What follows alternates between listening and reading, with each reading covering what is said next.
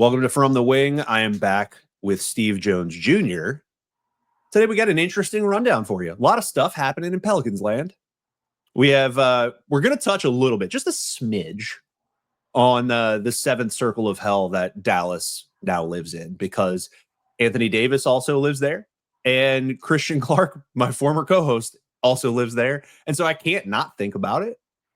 And it's almost reflective of what was happening here in New Orleans. Steve's face is flabbergasted. Oh, we're just going to touch on it. We have some post Brandon Ingram trade to talk about. Things, the dust has settled. BI has an extension. Some players are staying. There's some utterings, some murmurs about some longer term potential than maybe previously thought. We got a statement from David Griffin about said trade, which is mostly the usual, like, really high-end word salad that we've become very accustomed to with Griff. And Tank watches here. And then at the end of the show, if you hang around, for the wrestling fan that listens to this, which I know there are some, and for the non-wrestling fan, a certain someone debuted for the WWE just a couple of days ago over at NXT. And that person is someone I happen to know. Goes by the name of Absolute Ricky Starks. Once upon a time, I fought that man. And we'll talk about that a little bit. Yeah, that's a thing. And you are going to be highly satisfied during today's episode, thanks to Crescent Canna, the New Orleans #1 CBD company, makers of the highly satisfying Crescent 9 THC seltzer, of which I'm infatuated with it. What can I say? It's turning into a romantic thing. Is that weird? Maybe that's weird. No. If it's not weird, then get some from somewhere near you. Steve's embracing it. He's feeling it. We're getting into the THC lifestyle here. And ginger lemonade, tropical. You like the mango thing? They're out there at all your local grocers. I want to get some merch, get like a little hat, try and get some signage back here. I want to get them in the video screen, get that cooked up a little bit. But they have been a wonderful partner and a fun addition to my life. Very, very helpful when you're the parent of a toddler and he wakes up at 6 a.m. like he did this morning, and you have to watch a Disney movie at 6 a.m. just to survive. Steve, welcome back. How you doing? I'm good. I mean, hey, you gotta get into the shows, man. You just be happy you don't have a Barney run. We're doing Raya the Last Dragon, which I had not seen. And he's now obsessed with this little blue dragon. So we're like watching it nonstop. Yeah, get ready to continue to watch that movie, buddy. Look, it used to be Christmas season. We made a large mistake. We let him watch what's the one with the train? I'm blanking on the name. He calls it the Christmas Choo Choo. It's the Tom Hanks cartoon movie from like the year 2000. It's like already 20 years old. Am I really going to forget this? I had to listen to this every single day. Anyway, the animation from it from back then is tough. And are you talking about the Polar Express? That is it. Yeah, thank you for saving me there. Okay. I'm already working my hardest to block it out of my memory because of how many times I had to watch it this Christmas season. And now if he says it out loud, I'm just turning something else on. He can have something else. We'll watch other things. It's a combination of that and Thomas the Train. Choo-choo time, buddy. He's a choo-choo head. He is a big time choo-choo guy. So let's talk about this Dallas thing. And we don't need to harp back on the trade and all that. Like, everybody knows the trade. We all know that everybody like doesn't love the trade. We're all good on all that. Things are getting a little weird over in Big D, and maybe some of it predictable. But now, like, just looking back, we now have Anthony Davis injured, which, buddy, if I was going to warn you about any part of that Luka trade as a New Orleans Pelican fan, I would have said, don't count your don't count your chickens on availability when it comes to Anthony Davis. If that's your big thing with Luka is, the conditioning. Luka was very available. Anthony Davis is reputationally not available. And here we are with an adductor, which CJ been struggling with this year. In other words, the groin. The groin is strained, and AD's is actually pretty bad now. They put him out there. I think there's even an admission that there wasn't like a pre-game physical before they put him out there to like evaluate how much, because they kind of knew he had the injury. And now, statement we got yesterday was that he may, they believe, be able to avoid surgery. And let me tell you, as somebody that works in a hospital for over 10 years, when the words may avoid surgery come together, I am worried about your timeline, sir, because that usually means should probably have just had surgery, but we're going to try not to. So I would be very, very scared as a Mavericks fan about what the rest of this season is going to look like, because Daniel Gafford immediately goes away too. And now they are in a very, very familiar place to the Pelicans where there are no centers. There is nobody over 6'9" that's doing things in a blue jersey over there. And it's a tough scene. And one last little thing I'm going to throw in there this is personally in my craw. The Coke thrower himself, Jason Kidd, has gotten no attention during this personnel change. This has been all Nico. And I feel like when you watch the Quentin Grimes departure, who I think scored like 30 points last night, when Quentin Grimes gets shoved out the door over there right after Luka goes out, I would just ask the question, Jason Kidd really have a problem with any of this? Or is he pretty psyched to have like the guys he wants? So maybe think about, maybe ruminate on the coach, maybe liking the circumstances that he got out of this. And after that tangent, I'll hand it over to Steve. Have you ever seen anything that you can even compare to this and what's happening there in Dallas? Kind of. It kind of happened in Portland for a little bit. They wanted to throw Bob Whitsitt over the top rope for like 5 years. Not to this level, though. Not trade superstar player and kiss cam can't exist. That kind of stuff is kind of a little weird.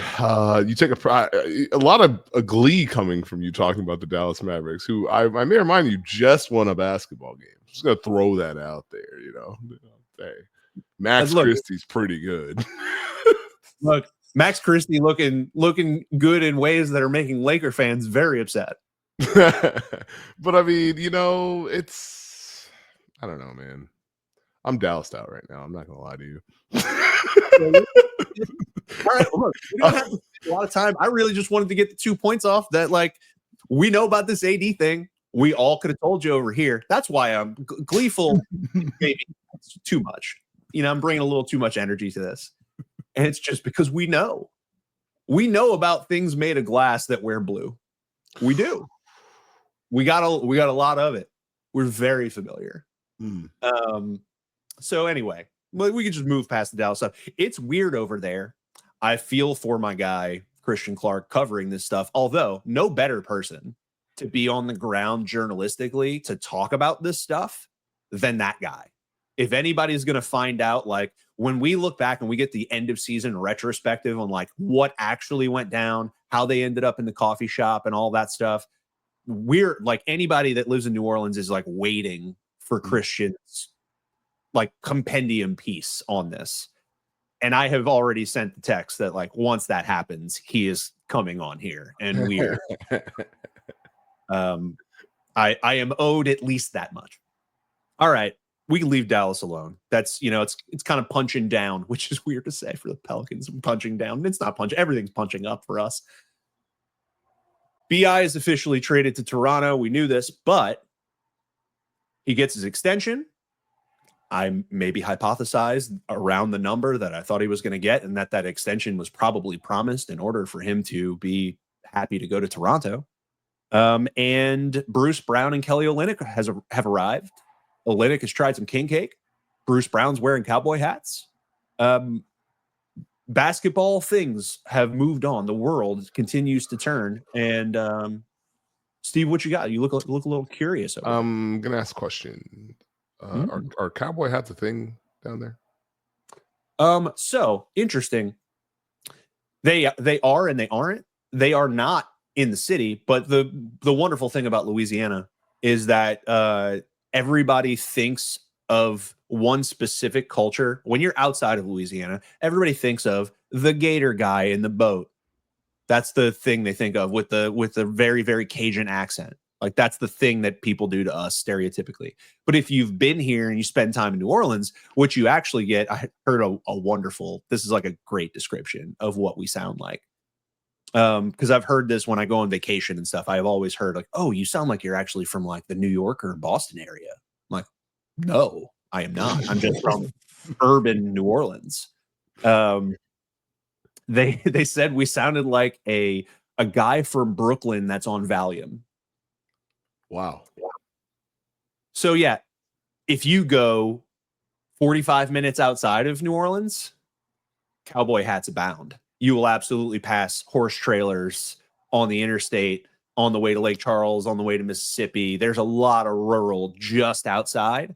And so there's absolutely some cowboy hats. You get up around Baton Rouge and Lafayette, there's a lot more surrounding area cowboy hats. Yeah, Bruce will find his way. Unfortunately, there's a person that immediately comes to mind for a local sports fan, a man who played middle linebacker for LSU and then the Buccaneers and then kind of washed out of the Super Bowl champion Philadelphia Eagles, who once upon a time ended Jameis Winston's knee for a season. I'm not even going to mention his last name. Doesn't deserve mentioning. His first name is Devin. I'm going to say it's Devin White. We don't like him anymore, and he's from here. But famously, while he was at LSU, he rode around campus like on his horse with a cowboy hat. Yeah, that's a thing. So him and Bruce will probably, if we liked Devin still, him and Bruce would probably get along. But yeah, we got a little bit of that. We got a taste of that. We're not far from that. He can find his way, you know?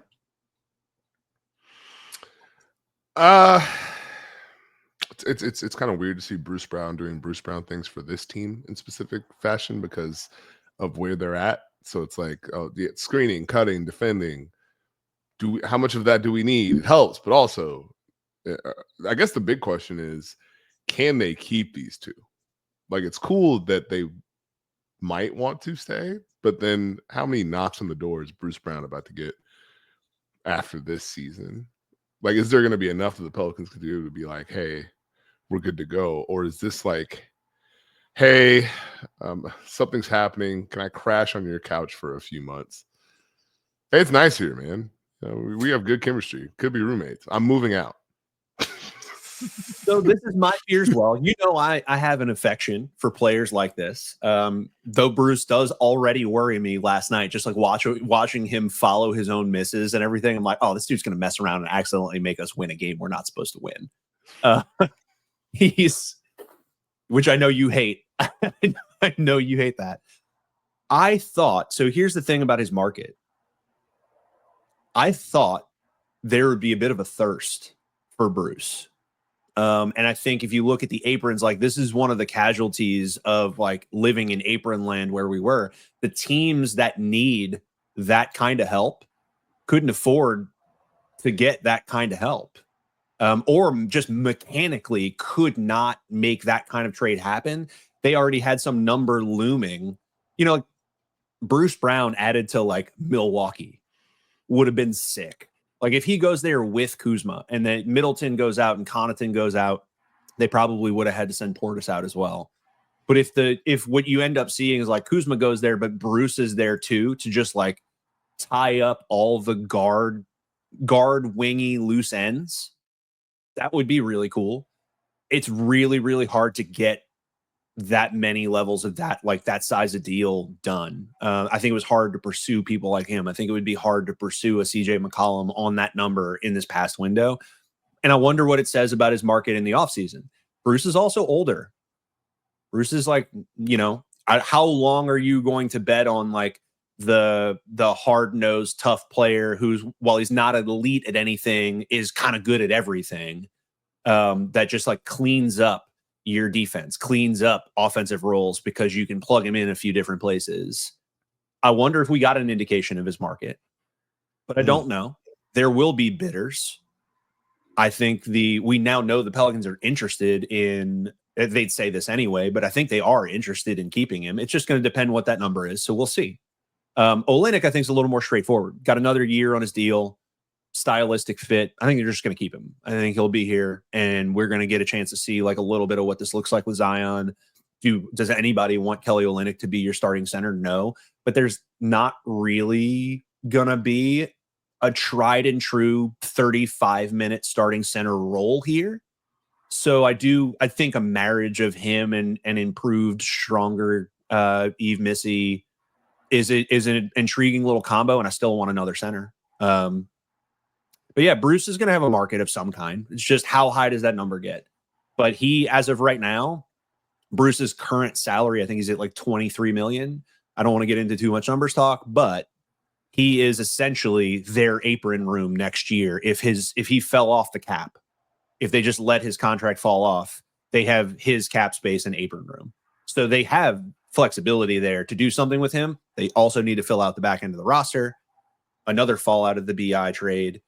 Brandon Boston is about to get his actual contract. And we won't have to play the game's limit game anymore. So yeah, I'm intrigued to see what comes of that. But like you said famously on the last episode, we traded it for Trey Murphy.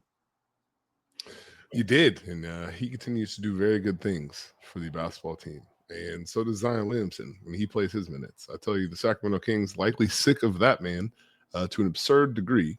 And hey, only shooting like 90% against him. Yeah, I'm kidding. It's more like 78 or 80, but still very high.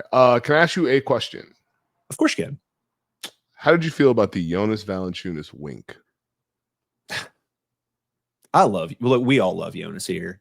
He could do whatever he wants. We all feel a certain way. Like there's romantic feelings there. We don't want him to leave. We all understood that he had to. We all then immediately are like, okay, he took the Washington deal because they're gonna trade him. We understand that. But also, like, he probably goes there on that money because they're gonna start him right out the gate. No, he's just on the bench waiting to be dealt. But this is what we were trying to tell like other friends and fans of the Pelicans when he was still here. We have already arrived at Jonas Valanciunas, the backup big, and only some people don't know yet. Jonas can do no wrong. He was just a stalwart here. We all love him. Like, if the team were better, if the team would have like really won something, he would have been one of the heart and soul guys that we would all be talking about for 10 and 20 years because he's just a behemoth inside, even though he clears dudes out with his hips and does some funky stuff on his screens, like kind of a lot. Bully ball's fun, and he's mean, and he's available, and he's also just like a very nice guy. So yeah, I have no problem. He can do no wrong here. Unless he literally walked into the crowd and punched me in the face, I'm going to struggle to have anything negative to say about Jonas Valanciunas. Okay. I do have another question as well. So the Pelicans did play the Kings twice in 5 days. The Pelicans in those games made 22 total threes, while Keon Ellis, all by himself, went ahead and made 10. How'd that make you feel? I like Keon Ellis, so it made me feel just correct.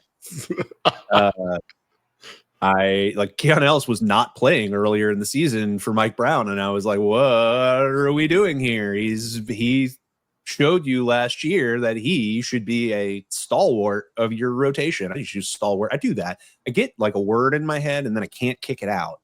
So you stalwart twice, and I won't say that word for a month. Anyway, Keon Ellis, yeah, Keon Ellis is very good and versatile and lit it up. We already know about the Pelicans' shooting struggles, and it needs to be something that like we put together an island of misfit toys in terms of like the basketball roles and skills. We have talent. We had talent at the start of the season that got injured. But even if it wasn't injured before we started the season, we were talking about like the maximum outcome of a CJ, Trey, Brandon Ingram, DeJounte Murray, Zion team. The maximum outcome, we were talking about it being 46 wins. That screams, hey, this all doesn't fit together perfectly. And that's echoed throughout the roster. And it's also going to be something when we get into like having a conversation a little bit about the tank. It's a little bit of why, as good as Zion and Trey can look, it's why things will still go sour in these games, and why like the tank is kind of safe, because there are still just like some sizable role things that are not fixed and aren't going to be fixed. And now we're not searching for a remedy.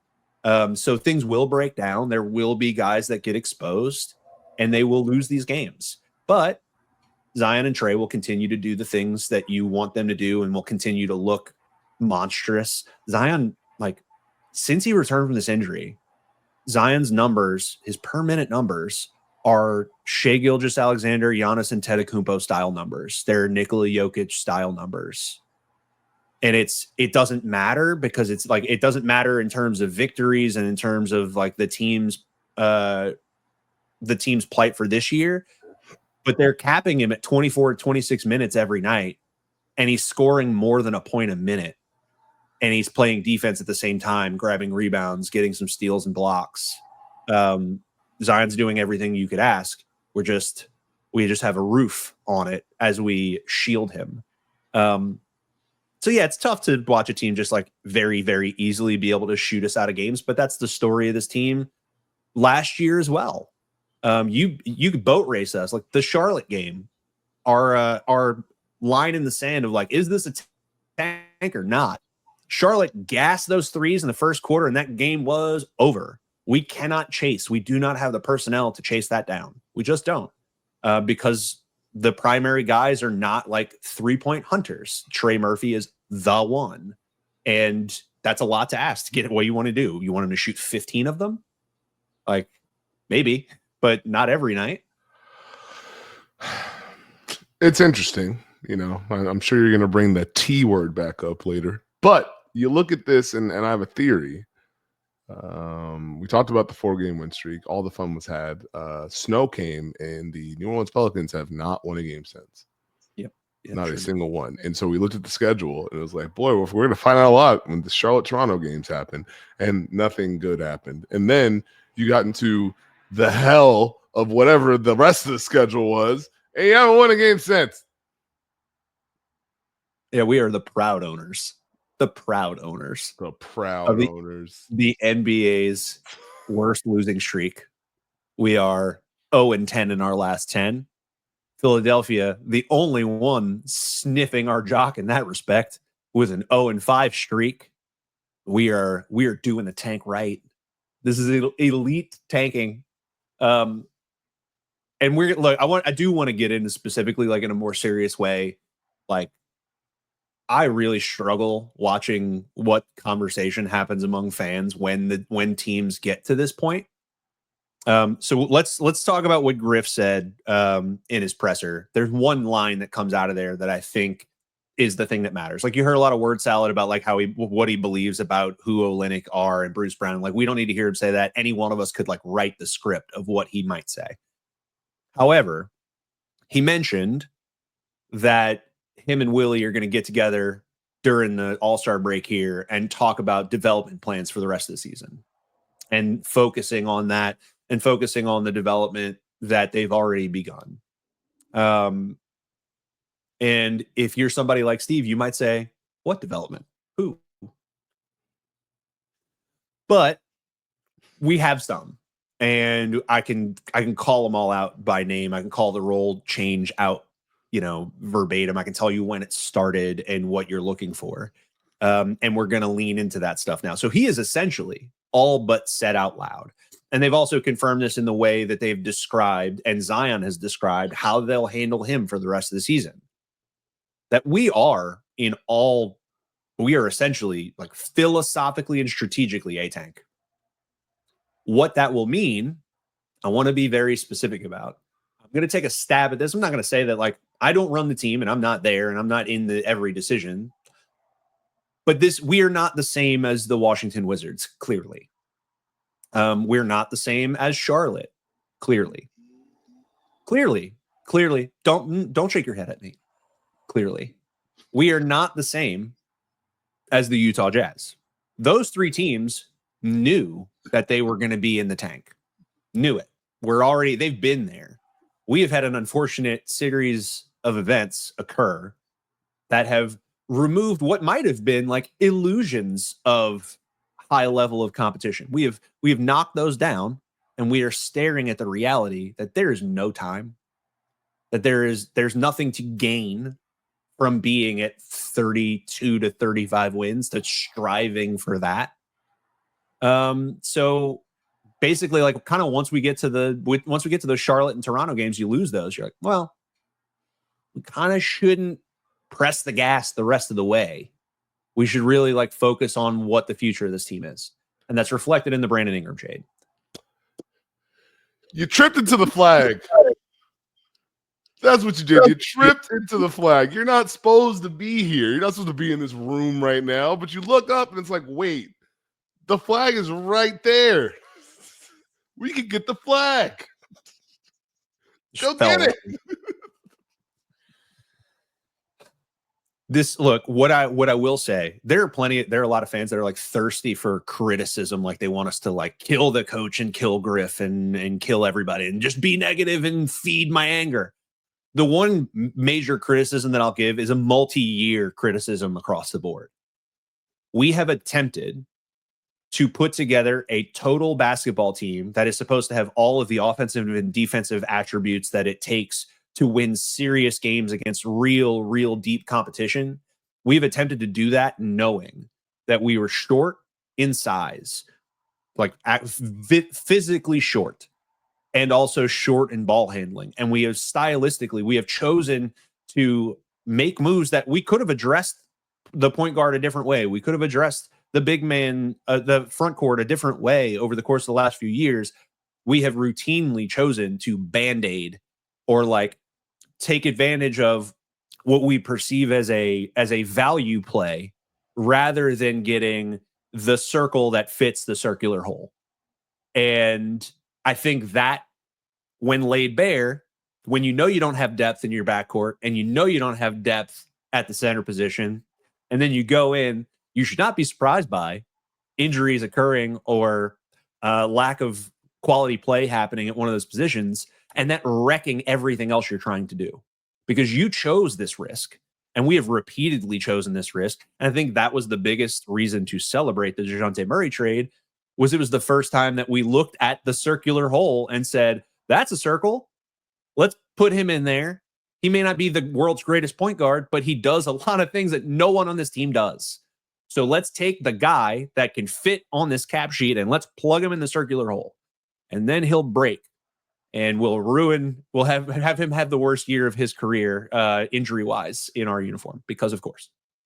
So what you're saying is the Pelicans use the square hole? Yeah, you know that video, that TikTok where the girl's like looking at the guy putting the shapes in, and it's like got all the holes, and he keeps putting all of them in the square hole, and she just gets mad. That's you? Kind of like that. Okay. Kind of like that. We just really like to do things that one certain way. But part of that logjam is gone. Like, there is $30+ million, what would have been 40+ had BI stayed here, is gone. I think you feel incredible about Trey Murphy's contract right now. So you're going to have more flexibility than you have had in the past to venture back into the same arena with just another attempt at filling out a team around Zion. But we know that the Zion and Trey marriage stylistically makes sense. I think we know that there is a place for Yves Missi to fit. The question will be like, what will the full fit be? How much will he expand? Can he be the starter? Or is he just like your backup center for a while, which is what he should have been this year? But yeah, we're gonna take another stab at it.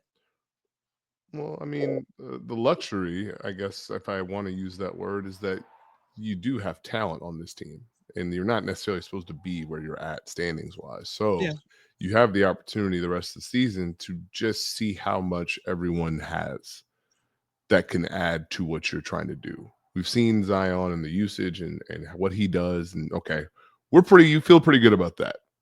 Trey Murphy has exploded in a way that maybe some people didn't expect. We feel pretty good about that. We know what Herm Jones does. We know what CJ does. DeJounte, not going to be around for a little bit. Jose Alvarado, what else can we do here? How are the threes looking? How are the drives looking? How's the pick and roll play looking? What do we have in the tank? Missy, how deep does this go, my guy? Where are we going with that? Matkovich, what you got for me? What can you do out here? So this is a period of exploration, which is an important piece for a team as they try and figure out the next phase. But again, because you have some of the pieces, whether you believe in them or not, you kind of can understand what you need going forward. When I say that we're not like those other three tankerific teams, and I'll review real quick, like what are we looking at exactly? So as of right now, the Pelicans are 29th. If you go pull up basically anybody's power ranking, you will find the Pelicans 29th, 28th, 29th. Basically, we're only above the Wizards. ESPN's BPI suggests that our end of season like predicted wins result will be that like us and Charlotte and Utah will all essentially finish with pretty much the same record. So they're basically saying like our record potential here, when you weigh in schedule and talent, who's available and all those things, will be virtually the same. We have 28 games left. We are at the bottom rung right now, and the 28 games that we have left, we're in the middle of like the double header against the Kings right now, because this is what the NBA schedule did this year. We played against the Kings last night, and we're playing the Kings again tonight on a back-to-back at home, because that's cool, and everybody wanted that. And we're gonna do it again in a week against San Antonio. We're gonna play them twice here. The double Wemby. It's kind of like the triple Lindy, except you don't do it on a diving board. Can I ask you a question? Yeah, of course. Always. Love questions. So after the San Antonio one, they do play Phoenix twice in a row at Phoenix, and they go to Utah. They play the Lakers. Then you do 2 games against Houston. Are you excited for the world to see the Pelicans on national television in 2 weeks? Completely unbothered. National television doesn't give a damn about us anyway. I think what they will love, there will be Zion highlights. I would imagine one of the things I'll warn everybody about, there are 28 games. If you are preparing yourself emotionally to watch the tank, what I will tell you is that there are 28 games left. Zion will not be playing in 28 games. At a maximum, an absolute maximum, he will be playing in 23. And what the honest maximum probably is more like is 17 or 18. Because when we get to the last week of the season, we're going to have some end of the year. Well, we got a little achy thing. We're going to lay out here. There are going to be some things. He's probably got about like 18, 19 games left, if that. No one will be taking any chances with some injuries, but they will absolutely make sure that he's on TV and he will be dunking. And so you will have that. You'll get to enjoy that show. Trey Murphy gonna explode on TV. He's gonna dunk on some dudes. He's gonna shoot a 37-foot three. You're gonna get to see that, and then we'll lose by 15. I'm afraid I've got some bad news. Are you ready for the legendary crew to go ahead and rip Zion a new one in 2 weeks? That was decent. Look, I don't. They're for some people, but they're not for me. Especially when it comes to this stuff. There is nothing you can rip Zion for before now. And if you're an outsider or a casual, you can keep going to that stuff. If you want to do the fat and the irresponsible, and that's fine. That's fine. You can even talk about some of that stuff occurring this year. There's a little bit of irresponsibility this year. However, the important thing for me and my very focused and timely attention to this team that I love oh so much, even though they torture my soul, is that Zion returned from an injury, and the first game back looked like actual Zion, and every minute since has looked like actual Zion. And he's trying to take those pull-ups and those little push shots. And like the rest of the season for him, we're going to see him he took a kick out 3 and knocked it down yesterday. We're going to have to see that stuff. So he's going to play around with that. Trey's going to do more of this drive and distribution stuff. Trey had a nice little fake. I wish Bruce would have just like not dropped the ball and just taken the three. Trey had a nice little, I think it was maybe second quarter, might have been end of the first when Bruce first came in. Trey had a little drive into the elbow, did a little hand fake, and then tossed it across his body past to the corner. So he had it in his right hand, like faked like he was going to toss it right, and then dished it to the corner, a little skip pass. And that's just not a thing Trey ever did before this year. Bruce caught it, got it right in the pocket, and then just like kind of hesitated. Defender was pretty close. I think he could have taken the shot, but he waited, pulled it down, ended up getting, kicking it back out, and they recycled. But that's the kind of stuff we're going to see him mess with. So yeah, let the commentators do whatever they want. They're going to call him fat. They're going to call it like, they're going to play the hits. They're going to play the hits. And as of right now, the hits for them and for Katy Perry are, just not for me. Why have you once again attacked Katy Perry? She's right there. Caught a stray for no reason. Jeez Louise. So are you excited about Tank Watch? Or what are you looking for from these TV appearances? Are you excited about chucking them boys, having discussions? I'm excited to see what games get flexed in over the course of the next few months. This guy. Yes, got him. For me, everything I watch, again, like I said, is just for player development. How much better are these guys going to be? What are they working on? What are they improving on? I think Trey Murphy being able to make plays is probably the best part of it, to be honest. So watching him explode and be appreciated is probably number one for me. I will say this, though. I don't know if you saw the Cam Johnson quote about Nets fans wanting them to lose. That man was not pleased. That man said, we don't care. We do not care what they say about that. Our job is to win games. Our job is not to try and get a draft pick. How do you feel about that as we have entered this era of Pelicans basketball? Look, I don't think anybody's going in there and being like, hey, guys, when we go out there tonight, I want you to think about Kasparis Yakachonis. That's not what they're telling players. What they are having, like, finally, like what they're going to have conversations about now because of how bad the record is. Once you get past 40 losses, you do have honest conversations about like where guys are in the future. Like CJ visually knows that the Trey Murphy jump has happened. CJ has become like the primary distributor for Trey's oops. And like he had an awesome trailer last night where like CJ just runs into the mouth of the Kings defense, gets him down like 8 feet within the basket. And you're like, oh no, CJ's going to shoot this like chaotic shot through traffic. And instead, he's actually just buying time, waiting for the flying trailer, Trey Murphy, to come in from the wing and just tosses it up. And we get a Trey Murphy now headband wearing yam that's distributed from like 3 men collapsed around the rim. So CJ just soaked up all the defense and then just lofts it up for him to come in. I think we know, and there have probably been some honest conversations about, for certain people too, like it depends who you are and what your stake in the team, what your stake in the future of this team is, and what your role in this team is. We're not going around asking like the dude who just got here, like, hey, your job is to make sure that this dude touched the ball, because there are some guys like your job is to do your job. Antonio Reeves is being asked to shoot the ball, and if he gets closed out on, to put it on the ground and show us the 2-level scoring that you had at Kentucky. Like that's the thing that we want to see from you, and we're going to let you do a lot of that. Carlo, go set me some screens, rebound the hell out of that ball. We're going to try and find you for an oop every once in a while, and if they leave you open on the 3, take it. They're looking for individual guys have probably gotten some mission statements, and the guys that are already a heavy part of the rotation and will be in the future are getting a heavier dose. And I think the team is pretty aware of who that is and that they need to be found. And you also have somebody like Jose that like Jose's having fun. Jose gets the starting point guard role and gets to go out there and know that his minutes are not capped. And it doesn't matter if a 6'7" dude is guarding him. Jose's going to go explore that paint, and he's going to go try and create. He's going to find pocket passes, and Jose's going to shoot if he's open. So he's like a leading offensive player now.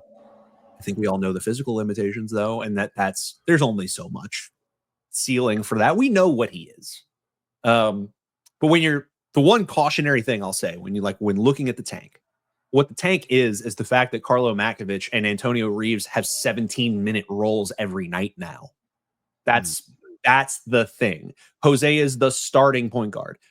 Yves Missy is the de facto starting center, and sometimes Carlo is starting at power forward. That is the tank. Like, guys are getting exposed to roles and defenders that they would otherwise never have, and there will be mistakes in that. There will be breakdowns in that. The defense is a complete mystery on a possession-to-possession basis right now, which is probably the hardest thing for people to swallow watching a Willie Green team. Defensive coach. And like, that's what it's going to be the rest of the year. It just is. Enjoy Zion. Enjoy Trey. Watch CJ hit the classics. Respect it. Shout out to CJ. Go there, dealing with some stuff. Happy to see him back on the floor last night. And just, I would maybe save the hyper possession-to-possession coaching analysis during a stretch like this. I think I would keep that to a minimum. I think I would maybe suppress yourself and I would use Carlo Makovich this way. Let's dial that down a little bit. Also, salute to CJ. The sequence he had in Sacramento where he just took the ball from DeMar DeRozan, had something to say, and immediately cashed a three. Like, you got to enjoy those moments. But basically what you're telling me is the Pelicans are short-staffed for the rest of the way with people on vacation. Still profitable, but it's going to be tough. Profitable is a tough word to hear. That word around here, around this team. Oh boy, that valuation still hits. So yeah, it's going to be a little bit of a tough watch. If you can't watch it, I'm going to watch it for you. And if you just want to come here for some of these games, when it is a Utah Jazz game, and you're struggling to find your passion, you can come here and find out the high points of what happened there. And I will watch because I'm a disgusting person. I can't wait to see them play against the Utah Jazz because I want to know what Isaiah Collier is going to do if he's going to keep this assist heater going. Because Isaiah Collier looks like an actual NBA point guard, which I was one of those people that was like, that dude's going to make it. He's going to make it. He can probably be a starter. I think he's got starter stuff. Is he going to be an all-star? Probably not. He can't really play above the rim, but he's strong as an ox and he can drive and he can pass. And that's what we're seeing. So I'm intrigued. I'm going to be looking for that. I have a group text right now. I got to watch Kyle Filipowski, as weird as his non-basketball story in Utah is. Because my group text with my best basketball friends is currently called the Kelly Olynyk Redux because of something I said about Kyle Filipowski. And now we have Kelly Olynyk. So that's the revenge match du jour. Kelly Olynyk goes back to Utah. He's piecing all this together. Steve did not know that my group text is called the Kelly Olynyk Redux, which we thought would be like a really good name for like an emo band, or like maybe a some sort of like scientific theory. No, that's two DJs playing jazz deep house. There it is. But yeah, that's a little behind the curtain. Also, before you bring the curtain back, I need the Utah Jazz to mix up the hairstyle varieties. Why they all have the same cut? Look, very specific I'm talking about too. You have you ever been to Salt Lake? Yeah. Do we think they got a lot of variation in trustable barber? I don't think I can answer that. I'm nervous about what the answer is. And so we might just got one dude we trust, and he just talk about playing the classics. we might got a guy that's playing the classics. Like they Family Guy. You're gonna remember this. I feel like, are you a Family Guy guy? You watch a little Family Guy? I used to be really into it. Now I just kind of do the clips, flashbacks, insanity. So this throwback. You remember the small scene goes to get a tattoo, asks for a sick tattoo, and the tattoo artist says, "Yeah, I'm going to draw a nice Kermit the Frog." Yeah, how about that? You want to get a tattoo? Oh yeah, I want this really sick, like flaming skull. Yeah, we're going to do a nice Kermit the Frog. But speaking of curtains and pulling them back, I mentioned that once upon a time, I fought a guy. Okay. It's time to talk about it. Okay. 45-minute mark. I tell Steve all the time that New Orleans is a weird place. I tell anybody that's not from here and doesn't live here that New Orleans is a very, very weird place. If you live here your whole life, and if you're an extrovert like myself, and you just kind of like say yes when people ask you to do stuff, weird things will transpire. And when you befriend some people that open a wrestling school, even weirder things will transpire. So absolute Ricky Starks of recent AEW fame is off of his AEW contract, and the day it expires, within 24 hours, appears, now famously viewed, over 5 million times on WWE social media, debuts under no name for the NXT brand of WWE. And it goes over, like a smash. They don't even say his name because they don't have the stuff ready. Like, there's not a shirt or a hat to pump out yet because, like, he signed on the dotted line and walked out with a microphone. And I think NXT is the right place to start with him and see if they want to dabble a little bit with what he does. But anyway, Ricky's a wonderful human being, great wrestler, great personality, good mic worker. Very, very happy to see this. He's absolute. He is absolute. Once upon a time, Ricky Starks was a guy that wrestled in the New Orleans area in Texas. And one of my closest friends happens to run a professional wrestling school. That's right. One of my closest friends is a pro wrestler, has appeared on WWE television. In fact, there's a funny clip, which if I get him to let me agree to put that on here, I got to like work him into the show and make him like part of the conversation here so that I can show you a really old clip of when he didn't have a beard and he gets thrown up. Ryback needed to be fed some people. Oh, and no. And he was one of the people fed to Ryback on national television. Yeah. It's good. It's really good. So yeah, I got weird friends. And once upon a time, they threw a wrestling show at Grace King High School, which is now not even a thing anymore. The building still stands there. The gym is still there. Grace King no longer operating as a different school. However, they held a show. I would often attend the shows. The brand, of course, for locals will probably know, is Wildcat Sports, Wildcat Wrestling. Shout out to my boy Matt Lancey and founder Luke Hawks, who you also will see in movies. Luke famously gets killed in the cool like post-apocalyptic Wolverine movie. He gets claws up through his neck, which is pretty sick. They throw a show at Grace King, co-headlined by half of the War Raiders, Eric, who's fighting Luke on that card. And I'm on my way to the show. Got to go support my guys at Wildcat. If it's not Wildcat, it ain't wrestling. And when I get there or on the way there, I'm like, I hear hey, can you get here a little earlier?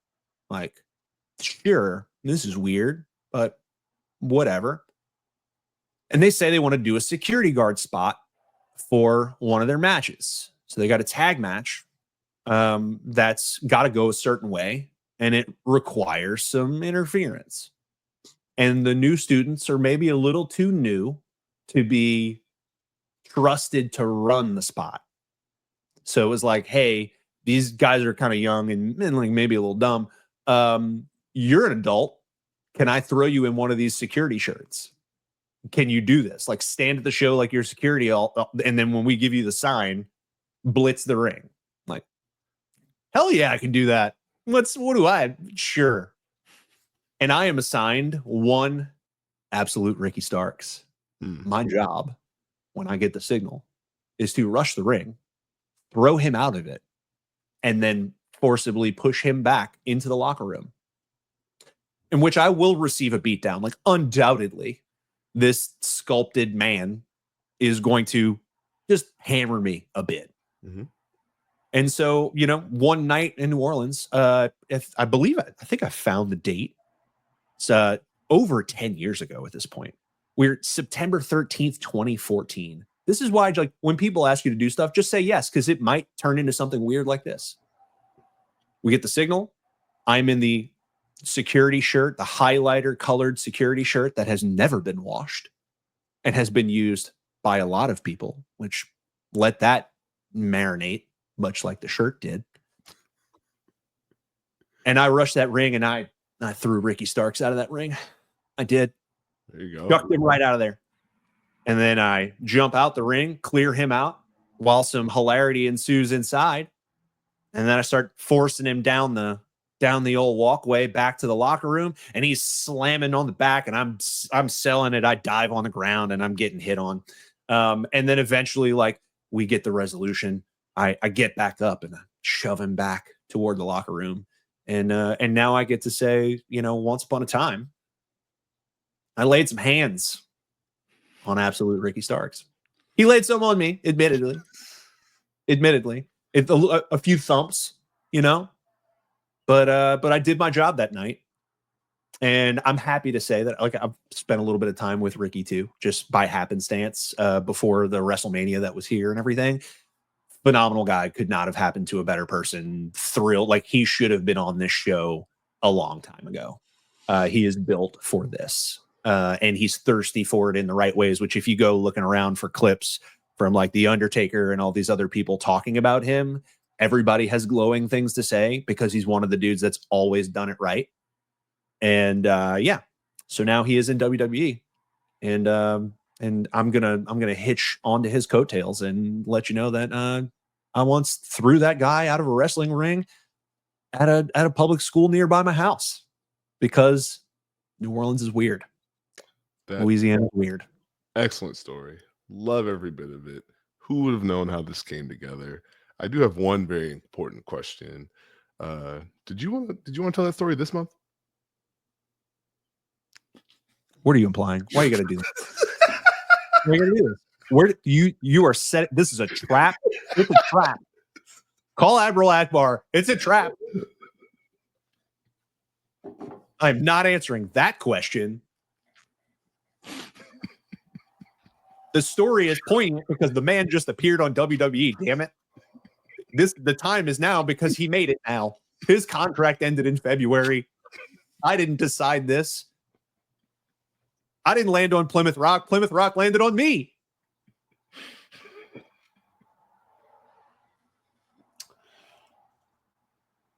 I feel proud about that. There we go.